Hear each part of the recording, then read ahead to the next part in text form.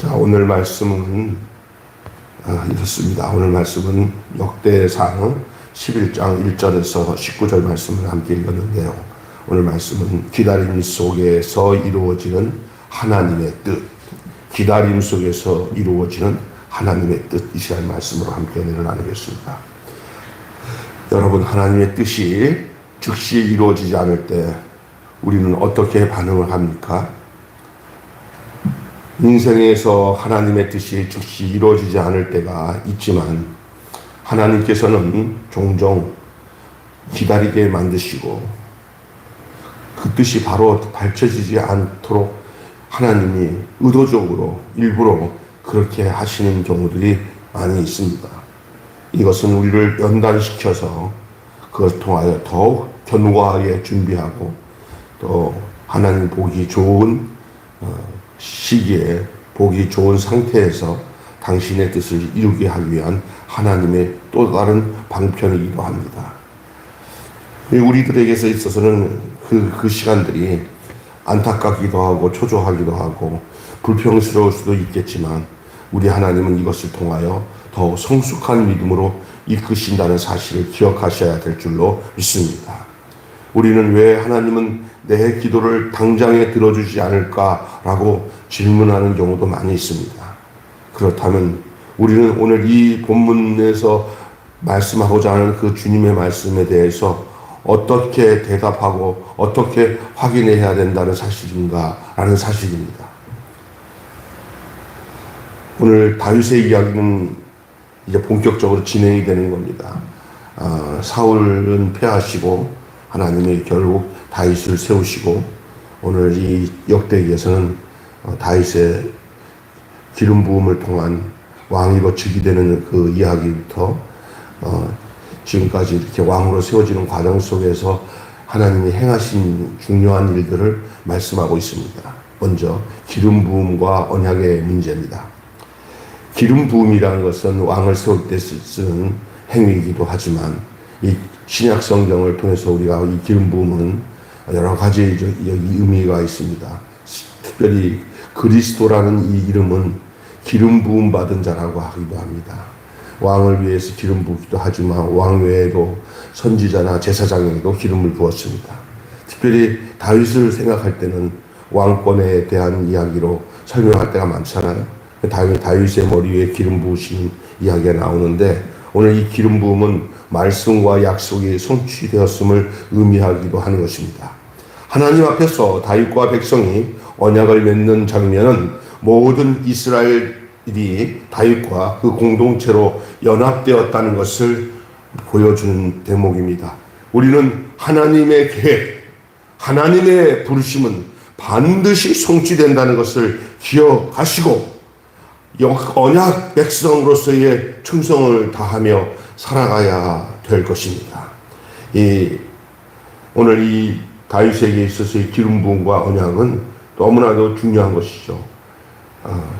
사실은 이 땅에 살아가는 모든 그리스도인들은 왕 같은 제사장이라고 했습니다.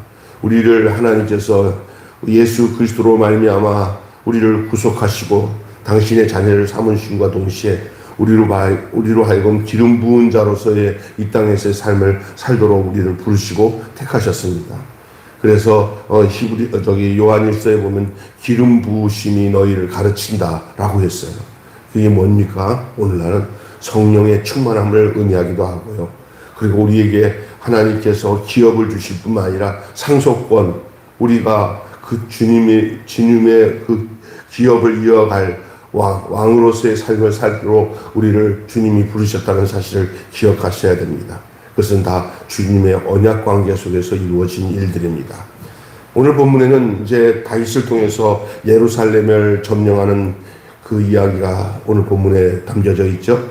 난곡불랑으로 여겨졌던 여부스성을 마침내 다윗이 점령하는데 다윗은 예루살렘을 수도로 삼은 것은 단순히 군사적 승리가 필요해서가 아니라 하나님께서 친히 다스리시는 나라를 세우시는 뜻이었습니다. 예루살렘은 보통 도성이 아닙니다. 거기는 하나님께서 이미 그들과 함께 하시겠다는 하나님의 성, 바로 다윗성, 그리고 나중에 솔로몬을 통해서 세워질 성전이 그 예루살렘으로 시작됩니다. 그래서 신령한 하나님의 도가 시온성 예루살렘으로부터 시작된다는 사실이 이것을 의미합니다. 하나님은 전쟁의 요충지로서의 예루살렘이 아니라 우리의 인생 전체를 주관하시고 다스리기 위해서 예루살렘을 점지하시고 다윗에게 그 성을 중심으로 해서 다윗 왕국을 세우게 하셨습니다. 하나님께서 친히 다스리는 나라를 세우시려는 뜻이었습니다. 그리고 다윗은 하나님이 함께 하심으로 인하여서 점점 강성해집니다. 중요한 대목입니다. 여호와께서 다윗과 함께 하심으로 그를 강하게 하시고 그를 승리하게 하셨어요. 승리의 원인이 다윗에게 있는 게 아니라 자기에게 있는 게 아니라 하나님이 함께 하심으로 승리하게 하셨다는 것입니다. 오늘 우리의 삶도 마찬가지입니다. 우리에게 승리의 원인에 있지 않습니다. 함께 하심에 있습니다. 하나님이 함께 하심에 승리가 있는 줄로 믿습니다. 주님이 친히 이 말은 책임져 주신다는 사실입니다. 자, 오늘 특별하게 이 다윗의 왕국이 세워지는 데 있어서 다윗 한 사람에게 초점이 되어서 다윗이 세워졌다 이렇게 생각을 하는데 사실 그렇지 않습니다. 왕국을 세우거나 무슨 일이 이루어질 때 함께하는 자들이 없으면 하나님이 함께 하시는 것은 기본이고 하나님이 함께 하시지 않으면 아무 소용없습니다. 그러나 하나님은 하나님이 함께 하신과 더불어 다윗 곁에 다윗의 용사들을 세워주셨습니다. 다윗의 용사들은 뛰어난 능력으로 승리를 경험한 자들입니다. 이들에게 있어서 어떤 역량뿐만 아니라 이들에게서는 뭐를 느낄 수 있냐면 하나님이 함께 개입하셨구나라는 사실을 저들을 통해서 느낄 수 있도록 하나님이 행하셨다는 것이에요. 우리가 어떤 사람을 만나서 우리를 도울 때 아유 그 사람이 날 도와줬어 라고 생각하는 것도 어떤 면에서는 인간도리로 그걸 기억하고 고맙게 여기고 해야 되겠지만 그러나 사실은 그렇지 않습니다. 왜 하나님이 그 사람을 붙여주셨을까? 왜 그 사람이 옆에서 그 역할을 해주셨을까? 하나님의 개입하심 속에서 이루어지는 줄로 믿습니다.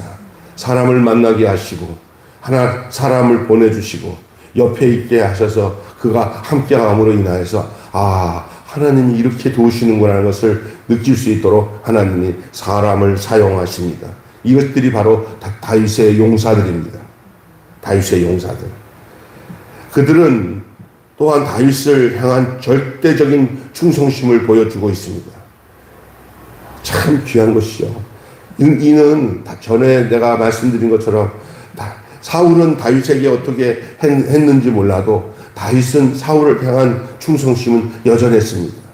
다윗은 사울을 반역해서 왕이 된 게 아니라 사울 스스로가 그 자리를 그 위치를 떠났기 때문에 그 왕위가 다윗에게 온 거지 다윗을 사울을 내가 죽여서 왕이 되겠다는 목적을 가지고 사울이 대하지 않았습니다. 그는 죽는 날까지 충신으로서 그의 부하로서 다윗 사울에 향해서 자기 도리를 다 지켰던 사람입니다. 그 모습을 보았던 다윗의 그 용사들, 다윗 곁에서 충성을 다했던 함께했던 그 멤버들인 그 다윗의 중심을 모르는 게 아니에요. 저들에게는 정말 중요한 교훈을 남겼어요. 다윗이. 우리도 다윗처럼 사울을 섬겨야 돼 하고는 반역하지 않고 도리어 더욱 충성스러운 용사로 다윗 곁에서 그 다윗을 돕는 귀한 자들이 되었습니다. 다윗은 그들의 헌신을 하나님께 부어드리는 제사로 바칩니다. 여기 그 생명을 바쳐서 그 세 용사가 가서 적진에서 물을 가지고 왔을 때 다윗이 그래 고맙다 나한테 물 갖다 줘서 너희들이 나한테 물 갖다 주는 것은 니들의 생명을 바쳐서 갖고 온 건데 하면서 걸벅걸벅 하고 그 물을 마셨습니까? 그들 앞에서 내가 너희들이 갖고 온 이 물을 어찌 마실 수 있냐 하고는 땅에 부어버렸죠.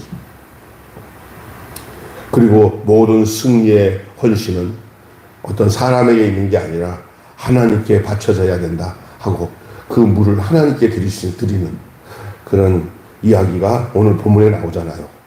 후반부에 별로 맺고 마치겠습니다. 다윗은 사무엘을 통해 기름 부음을 받았지만은 오랜 기다림과 훈련의 시간을 거쳤습니다. 예전에 사무엘이 이새의 가정에 와가지고 목동으로 있을 때 다윗이 집에도 없고 들판에서 양치기를 할 때 그 형제들을 다 점검하면서 기름 부으러 그 집에 도착했는데 다른 아들 없냐 했더니 들판에서 양치는 막내 아들이 있는데 뭐 안 보시고 가도 돼요. 이런 뉘앙스예요. 근데 사울이 아니다. 그 아들을 데리고 왔는데 그때 나오는 말이 하나님은 외모를 보지 아니하시고 중심을 보신다. 외모는 막내 아들이라 몸집도 조그마하고 어린아이니까 뭐 보잘것없어 보일지 모르지만 눈이 밝고 그 중심이 하나님을 향한 것을 사무엘이 보고는 하나님이 이 아이에게 기름 부어라 하고 그때부터 기름 부어놓고는 여기 오늘 본문에 나오는 데까지 이제 왕이 즉위식에 기름을 붓는 이제 진짜 본격적인 왕이 되는 그 시기까지가 얼마나 오랜 시간이 걸렸어요. 얼마나 죽을 고비를 당했어요. 그의 장인이 된 사울에게 죽을 고비 당한 것이 한두 번이 아니었고 이리저리 정말 처량하게 피신 다니며 망명 생활을 했고 여러분이 말로 다 할 수 없는 고통의 기간들을 지내왔어요. 기다림과 훈련의 기간이에요. 쉽게 되어지는 거 별로 좋은 건 아닐 수도 있어요. 쉽게 되어진 거 쉽게 망합니다. 이 오랜 기다림과 훈련 시간을 거치고 왕이 된 이 다윗. 우리도 믿음으로 기다리며 하나님의 뜻이 이루어지길 질 때까지 수고하며 낙관적이지 않은 상황에서도 하나님을 신뢰하는 법을 배워야 될 줄로 믿습니다. 또한 우리의 헌신과 섬김이 하나님을 위한 것임을 기억하며 때를 정하시고 그 때에 당신의 뜻을 이루시는 주님이 우리에게 행하시는 그날까지 성실함으로 우리의 삶의 어떤 환경에서든지 정말 기다림을 정말 미학을 삼고 우리가 신실하게 오늘의 삶을 감당해야 될 줄로 믿습니다. 그 기다리지 못하고 포기하고 인간적인 방법을 쓰든지 하면은 그때 끝나는 거예요. 그러나 다윗은 기다리는 과정 속에서도 절대 인간적인 방법 술수 안 썼어요. 하나님이 원하시는 뜻 안에서 이미 어렸을 때 부었던 기름 부음의 그 역사를 믿고 장차 왕이 될 때까지 그가 어떤 일이 앞으로 도달해서 그가 피곤하고 고롭고 괴로운 일이 또다시 오더라도 그것을 인내하고 감내하면서 지켰더니 딱 때에 하나님께서 아주 고귀하게 그를 붙들어서 모든 백성들 앞에서 기름을 붓고 왕위를 세우고 강력한 나라 국가를 지도하는 영도자로 세웠던 모습을 우리는 보게 됩니다. 오늘 우리의 신앙의 원리도 똑같습니다. 우리 개인의 삶도 똑같습니다. 교회도 똑같습니다. 우리가 쉽게 편하게 뭔가 이루어지는 것을 기대하면서 안 될 때는 술수를 쓰고 인간적인 방법으로 살아가지 않고 우리가 다윗이 걸었던 그 감내하며 기다리며 그 어려움 속에서도 충성을 다하는 그런 아름다운 삶이 우리에게도 있어야 될 줄로 믿습니다. 오늘 한마디로 말씀을 정리한다면은 하나님의 뜻은 오랜 기다림과 연단 가운데서 이루어진다. 하나님의 뜻은 오랜 기다림과 연단 가운데서 이루어진다. 라는 말씀이 오늘 우리가 나눈 말씀의 핵심 주제가 되겠습니다. 기도하겠습니다. 하나님 아버지, 그렇습니다. 하나님의 뜻은 오랜 기간과 연단 가운데 이루어집니다. 다윗이 그랬습니다. 기름 부음 지가 언제입니까? 소년 때 그가 기름 부음을 받았지만 그러나 그의 일생 전반부 그가 나이가 이제 찰대로 다 찬 그 시기까지는 계속 연단과 그리고 기다림 속에서 정말 고통의 시간들을 지내오면서 그는 더 왕다운 왕이 되어지고 하나님의 마음을 알고 백성의 마음을 알고 그 위치에서 정말 하나님이 쓰실 만한 왕으로 세워지는 것을 오늘 보게 됩니다. 하나님께서 다윗과 함께 하시니 그가 어디로 가든지 승리하게 하신 것도 이 기다림 속에서 만들어진 결과인 줄로 믿습니다. 하나님 아버지, 우리가 이 땅에 살아가는 동안 당장에 뭔가 기도응답이 없고 이루어지는 것이 없을 때 낭망하기보다는 하나님이 나를 숙성시키고 나를 훈련시키고 연단시키는 기간인 것을 알고 그 기간도 귀하게 여길 수 있는 저희들 되게 하여 주시옵소서. 우리 주 예수님의 이름으로 기도하옵나이다. 아멘. 찬송가 439장 39장